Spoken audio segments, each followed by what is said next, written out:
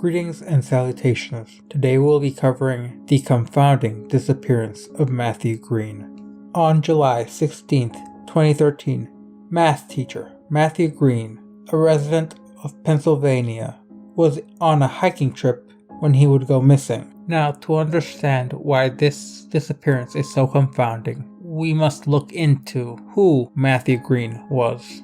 Matthew, who from his early childhood had spent time with his family doing such activities as hiking, camping, and swimming, was the quintessential outdoorsman, making his disappearance that much stranger. His love of the outdoors went so far that he would not just limit himself to the outdoors areas of his home state of Pennsylvania, but he would go so far as to go to California, to Mammoth Lakes, California to be precise, which was quite a ways away from Nazareth, Pennsylvania. It must be noted that he was in Mammoth Lakes at the time due to the fact that his Subaru had been in and out of the auto repair shop. It would get fixed, then it would overheat after driving on a steep grade, which would incur additional time to repair in the local Mammoth Lake repair shop, which meant he had to wait for it to be repaired. This meant he would not be able to meet up with his other friends in Colorado, which was the next stop on his hiking trip. This meant the two friends that he was currently hiking with, John and Jill, would go back and leave him alone. Now, why was he doing this? Every year, Matthew and his friends would take a hiking trip, in which they would go hike in different peaks, explore new parks, all the while camping their way through their journey. They would take their cars and go through several different states, or at least several different parts of multiple states. And it was during one of these trips that he would go missing. During the 2013 trip, the 39-year-old man was a very experienced hiker who was in top form, weighing in at 155 pounds, measuring up at a height of 5 foot 11 inches. This explains why his friends would be so comfortable as to leave him behind on Mammoth Lakes after his car had broken down. This also explains why Matthew would tell his friends to head on out and that he would head to Colorado to meet up with the rest of his friends later, telling his friends that they should continue their journey ahead of him and that he might as well spend a few more days hiking around Mammoth Lakes. During this time, Matthew was staying at Shady Rest campgrounds, which was not far off from the peak of Mount Mammoth. The small ski town in Mammoth Lake was located in California's eastern Sierra and somewhat near Inyo National Park, along with being very close to places such as Yosemite. The area where he was staying, in essence, was smack dab in the middle of a throng of national parks and heavily wooded areas. The elevation at Mammoth Lake is approximately 7,900 feet above sea level, and the elevation at the base of Mammoth Mountain proper was around 8,900 feet around the main lodge area. This was taken into consideration along with weather, causing individuals who lived in the area to suggest to those who didn't that they should take 2 layers of clothing no matter the season. A t-shirt, a wool sweater, nylon windbreaker, a hood, and a bottle of water were the basic equipment that they were suggested to take at all times on Mammoth Lake, even if you weren't intending to climb anywhere. Hell, it's even quoted by the National Park Service office in charge of the area. If you don't like the weather, wait 10 minutes, it's sure to change. It's notable that the day that Matthew went missing, there had been no rain and relatively little cloud coverage, meaning the temperature would be rather hot during the day. The last time anyone would ever hear from Matthew would be at 4:30 p.m. after he had gone to Mammoth Lakes Library to use the internet. It would be then that he would call his parents along with the mechanic. It's also notable that he sent a few text messages and made a small purchase at Rite Aid at this time. Before vanishing, he paid for the campground for the night and the next day. Since Jill and John had left, they continued texting back and forth with Greene every few days. Jill had updated him on details for a trip to France they were tentatively planning for later that summer, and John received updates on all the climbs that Greene had done while they were away from him. Jill grew concerned when Greene stopped responding to texts. She would be quoted saying, "At first I didn't think anything about it." Then she would further state, "I texted him and I did not hear back. I phoned him and my husband sent him texts." Again, we did not hear from him. Now it must be noted that at 8:30 p.m. a text would be sent from his phone to some of his friends. However, it is as of yet unconfirmed if it was actually Matthew who sent this message. If he were to have been kidnapped, or something had happened to him by the hands of another who potentially continued to send text messages using his phone as a way to make people believe that Matthew was okay. While this is not a very probable possibility, it still remains a possibility that Matthew could have been kidnapped in order to make it seem like he was still alive, to throw them off the trail. This actually happened to another individual where her social media accounts and her cell phone were essentially used by her killer in order to make it seem like she was still alive and protect himself from legal persecution. Sadly, we do not know exactly what Matthew sent to his friends that had them so concerned,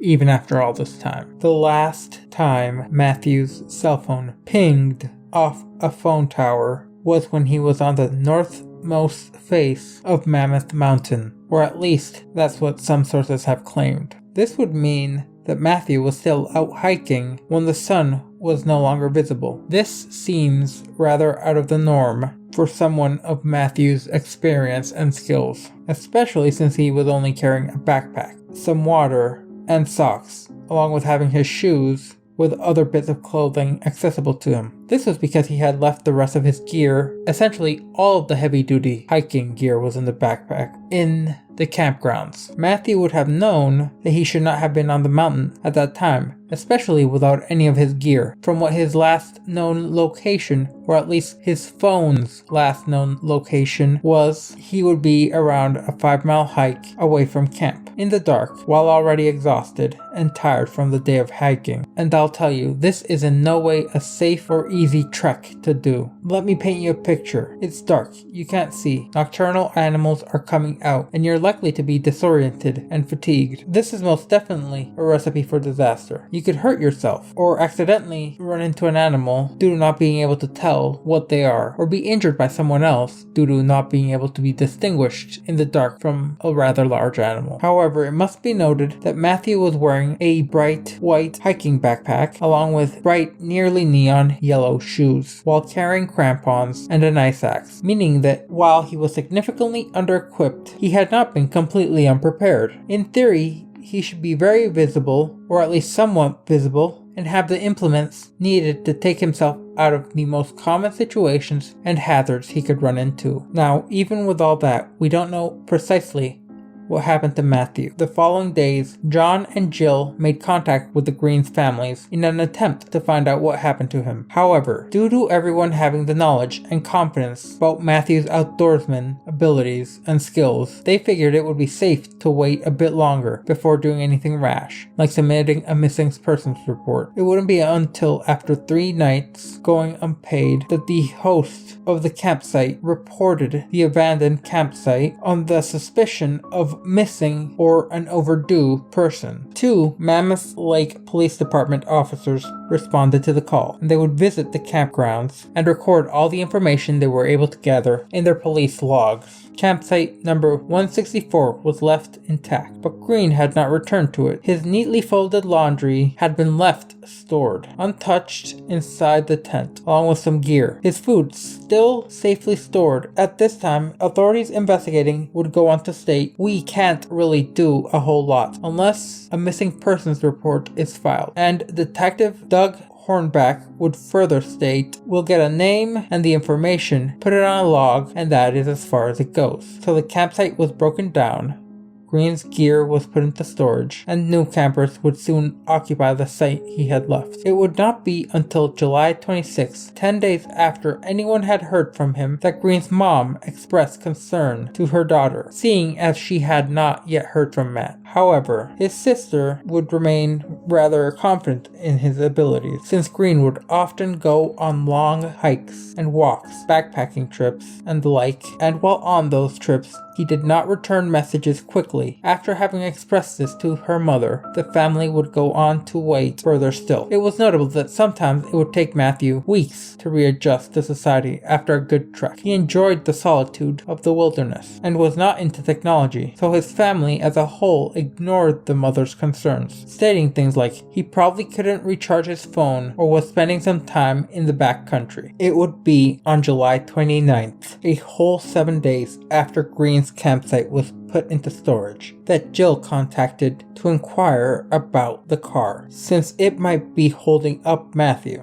However, shockingly enough, she was told it had been ready since the 18th. It was noted that Greene had not responded to a message saying the car was ready, nor had he picked up his Subaru. Jill then called Mammoth Lakes Welcome Center and talked to the ranger. She would go on to ask someone to check on his campsite, and the ranger insisted that she had to file a missing persons report. 13 days after Greene's disappearance, just shy of 2 weeks from having last contacted anyone, he would be officially reported as missing. Detective Hornbeck contacted Verizon for an emergency information request. Verizon would conclude that Greene's phone had been powered off and that there was no way to track its current location. However, they were able to know where the last ping was, and it was registered near a cell tower on Mammoth Mountain on July 16th. According to Detective Hornbeck, the ping created a cone-shaped triangle with the towers in Fresno and June Lake, indicating that Greene's phone was located within the region, which consisted mostly of Ansel Adams Wilderness. The Mammoth Lake Police Department did not find any evidence of foul play, and the possibility of suicide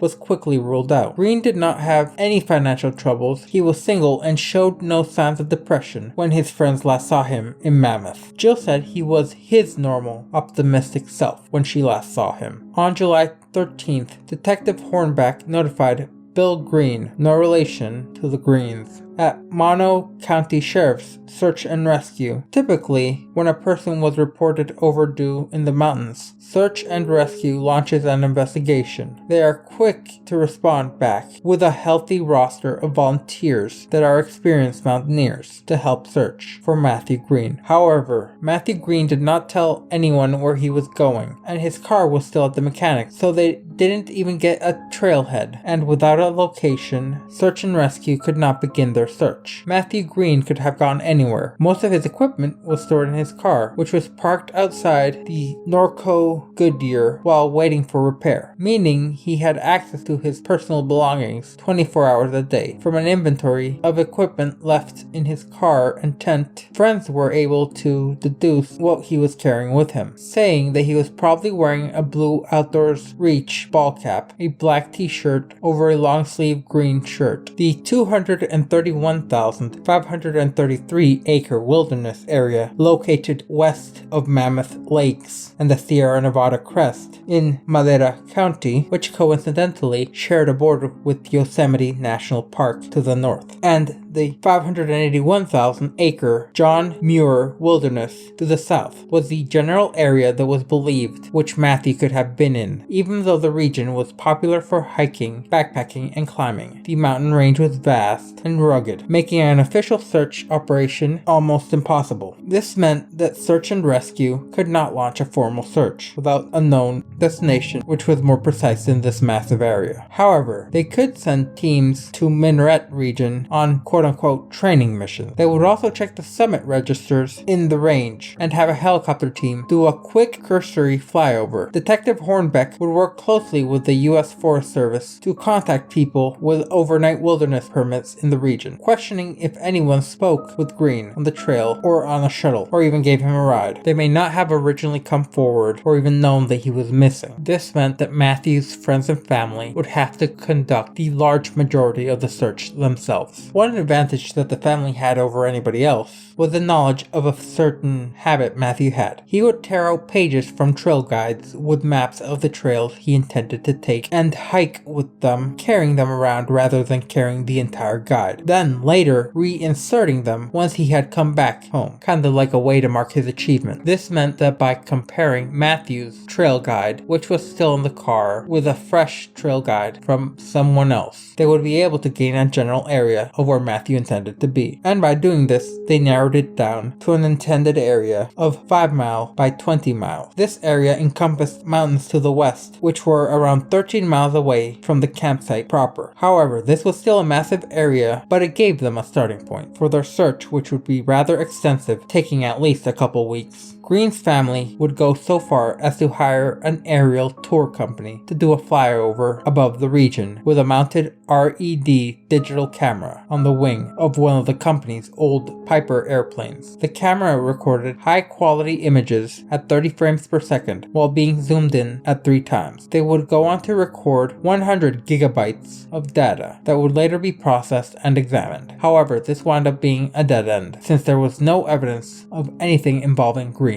The intensity of the search would not let up because, in part, that Greene was a rather well-loved man, a veritable paragon of his community, along with having many friends who were avid hikers who would also aid in the search. Many of the searchers did not believe that Matthew intended to stay on the mountain. This was due to a myriad of things, including a lack of supplies and the fact that he had not even taken his bivvy or his sleeping bag. This made the searchers even more motivated due to the urgency of what potentially could have happened to Matthew. They would go on to focus on Mount Ritter and Mount Banner. This only lasted for a while due to having hikers check the trails for any signs of Matthew and finding neither hide nor hair of him. At this point, his family and friends would go on to search and rescue and ask for a dog team. However, at this point, it would be pointed out to the family that any traces of his scent would be long gone by this time due to how much time had passed. And that's not to add that a lot of the trails they wanted searched by dog were actually rather dangerous for the animals. After weeks upon weeks of searching, they would have to face the facts. They would not be finding Matthew anytime soon. The most they could do was place up bulletin boards for hikers so that anyone in the area who would be going on a hike would at least know what Matthew looked like and what he would have been wearing at the time. During this time, Detective Hornbeck followed up on every single tip he received, from psychic to people having dreams, visions, or vague recollection. Everything, including a retired police officer in Maiden, Nevada, who reported sightings of a young man that fit the description at a Nevada gas station. There was also a woman who believed she gave Matthew Greene and his dog a ride to Colorado. However, Greene did not have a dog, so this sighting was thrown out. In August, glasses were found near Inyo Crate's trailhead, which was less than 10 minutes from Greene's campsite. However, even though the glasses looked remarkably similar to Matthew's own, the prescription did not match. People would go on to speak to campers in the sites adjacent to Greene's own. They would interview employees at the auto shop. Sadly, there was not a soul who knew anything about Matthew. There was no concrete information for Detective Hornbeck, who would go on to say, "What frustrates me the most with Matthew is that he's so experienced, but he didn't tell anyone where he was going." He would further state that there's nothing wrong with sending a text saying, "Hey, I'm going to climb in the minarets today." That would have saved us a lot of problems. From here, things essentially stalled. At this point, Matthew's family applied for a death certificate in order to hold a funeral and finally put matters to a rest so they could gain some form of closure. However, the Mammoth Lakes Police Department would not close their investigation and would keep informing individuals about how they could potentially find Matthew's body. Things would become further complicated in June of 2019 when an author by the name of Jennifer Crichton wrote a book presented in the area where Matthew and his family had been living by the title of The Mammoth Letters, Running Away to a Mountain Town. In said book, she compared Matthew's disappearance to that of Peter Starr, who had gone missing in the same general area during 1933. However, unlike Matthew, Starr was eventually found, having died in the minarets. His body was buried where it was found. Walter Starr would become the namesake of Mount Starr in the Sierra Nevadas, after having fallen and landed on a ledge, dying on impact. However, unlike Starr, Matthew was not hiking in any of these extremely high peaks, or at least it's not believed that he was, through the lack of information, either oral or tracking, what little tracking they had anyway. While the book made an apt comparison due to the general area the two were hiking, the actual type of hike each of these individuals did was different enough that the book itself was not helpful in investigating Matthew's case. In October 7th, 2019, hikers would find a skeleton near a lake in the remote rock-filled bowl between the towering peaks of Mount Tyndall and Williamson. However, authorities quickly ruled out the skeleton being Matthew Greene, in part due to the body being nearly 70 miles north of the Mammoth Lake area. Unfortunately, due to the particular circumstances regarding this case, it's hard to tell whether it was potentially a case of someone having done harm to Matthew and the final text not being sent by him at all, in a similar manner to the Gabby Patio case, where her killer, Brian Laundrie, had been using her phone to make people believe she was alive, long after she had been dead. It's also just as likely, if not more so, that Matthew just slipped somewhere and fell down a ravine, a crater, a crevasse, or any type of crack. He could even have bumped his head, ran into a large wild animal, or just had a brain aneurysm, which can happen to anyone at any time. And the fact that his body was not found, being almost exclusively due to the terrain being difficult, combined with there not being enough searchers to search every square inch of the area. While it is somewhat strange that the phone was just off, and we are potentially meant to believe that he didn't notice in time to send a text message or anything, because we knew the signals on the mountain were clear enough for him to send other texts, but apparently not clear enough, or Matthew was not motivated enough to send the general coordinates or the general area he was in to anyone when his phone was about to die. It is also a possibility that he could have been assaulted in the woods by someone or something. Unfortunately, what exactly happened to Matthew Greene is something which sadly doesn't seem like we will ever be any closer to finding an answer to. If you remained with me until the end, I thank you, and I do hope you stay tuned and subscribe for more content.